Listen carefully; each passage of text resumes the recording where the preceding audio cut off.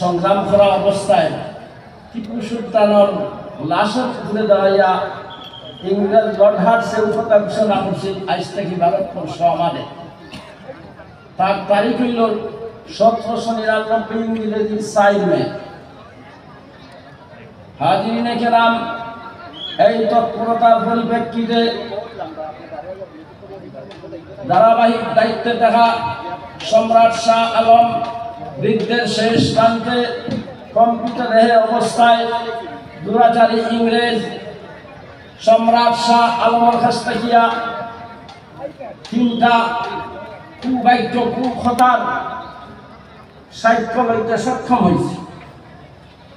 3টা কথা কি?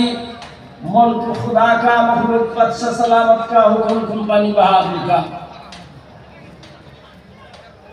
এই দেশের মানুষ কোম্পানি বাহাদুর মিলিং ব্রিটিশ চাহে চলতো, রব চাহে চালায়।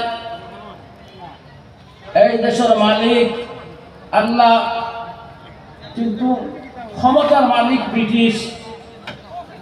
ব্রিটিশের হুকুমে চলা, রব চাহে জিন্দেগি নাই, আল্লাহর হুকুম বাকি চলার জিন্দেগি নাই। এই ঘোষণা দেওয়ার সাথে সাথে মসনদেহীন অলিকুল শিরোমণি শাহ অলিউল্লাহ মুহাদ্দিসে দেহলভী, সুযোগ্য উত্তরসূরি শাহ আব্দুল্লাহ আলী মুহাদ্দিসে দেহলভী রহমতুল্লাহ আলাইহি দিল্লি জামে মসজিদ চত্বরে ঘোষণা করেন, আজ থেকে ভারতবর্ষ পরাধীন। এই ভারতবর্ষ স্বাধীনতারে ফিরে যান, প্রত্যেক ভারতবাসীর লোকে অনিবার্য কর্তব্য হজ বলিয়া ঘোষণা করেন। এবং সেই ফতোয়ার পরিপ্রেক্ষিতে আজকে আমাদের সামনে ফতোয়ায়ে আলিয়া কিতাব বিদ্যমান আছে, সেটাই মৌলানা শাহ আব্দুল্লাহ আলী মুহাদ্দিসে দেহলভী রহমতুল্লাহ আলাইহি এই ফতোয়ার অংশ। সম্মানিত উপস্থিতি, শাহ আব্দুল্লাহ আলী মুহাদ্দিসে দেহলভীর এই ফতোয়ার পরিপ্রেক্ষিতে তিনি তার শিষ্য অনুগামীদেরকে এই ভারতের স্বাধীনতা সংগ্রামে উদ্যত করেন। এহেন অবস্থায় শাহ আব্দুল্লাহ আলী মুহাদ্দিসে দেহলভী কোন হস্তি, কোন ব্যক্তি ছিলেন, একটা বিষয় জেনে রাখা প্রয়োজন। শাহ আব্দুল্লাহ আলী মুহাদ্দিসে দেহলভী রহমতুল্লাহ আলাইহি তিনি শিষ্য অনুগামীদেরকে স্বাধীনতা সংগ্রামে অনুপ্রাণিত করার পর শাহ আব্দুল্লাহ আলী মুহাদ্দিসে দেহলভী শিষ্য সৈয়দ শাহ সঈদ আহমদ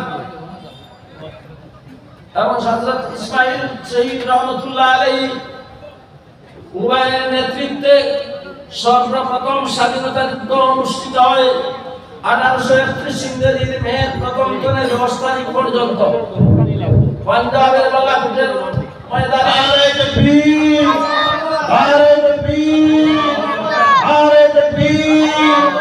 হযরত মাওলানা বদরুদ্দীন আল কাসিমি সাহেব, হযরত মাওলানা বদরুদ্দীন আজমল আল কাসিমি সাহেব, নারে তাকবীর, নারে তাকবীর।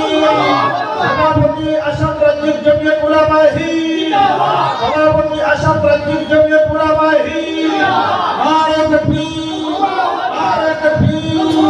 হযরত মাওলানা বদরুদ্দীন আজমল আল কাসিমি সাহেব, হযরত মাওলানা বদরুদ্দীন আল আজমল আল কাসিমি সাহেব, সভাপতি আসাম রাজ্যিক জমিয়ত উলামায়ে হিন্দ, সভাপতি আসাম রাজ্যিক জমিয়ত উলামায়ে হিন্দ, নারে তাকবীর, নারে তাকবীর।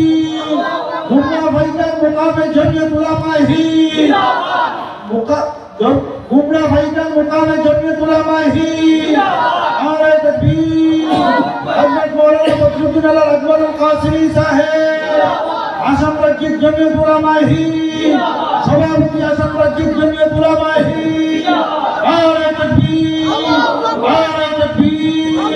হযরত মাওলানা বদরুদ্দীন আজমল আল কাসিমি সাহেব, নারে তাকবীর, নারে তাকবীর। সম্মানিত উপস্থিতি, জমিয়ত উলামায়ে হিন্দের কর্ম, এই সব অভিযান উলামায়ে কেরাম যার বড় আগুন লাগে সে বালতি নিয়ে বানি নিয়ে আগে দৌড়িতে হয়। উলামায়ে কেরামের কাজ এই ঘৃণিত সনদ ঘোষণা করে উলামায়ে কেরামে অগ্রাধিকার সেই ভূমিকা নেন। এবং এহেন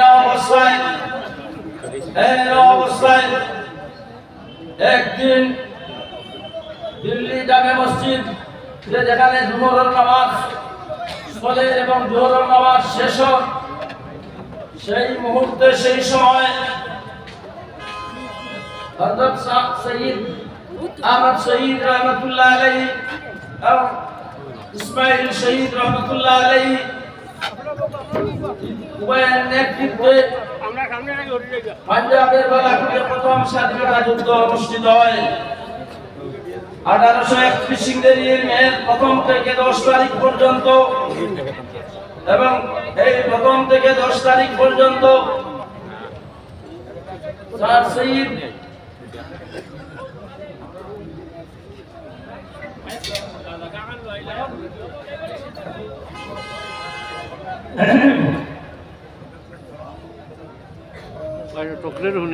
হযরত হাজিরিন একরাম একদিন জোহরের নামাজ জামে মসজিদ আসসালামু আলাইকুম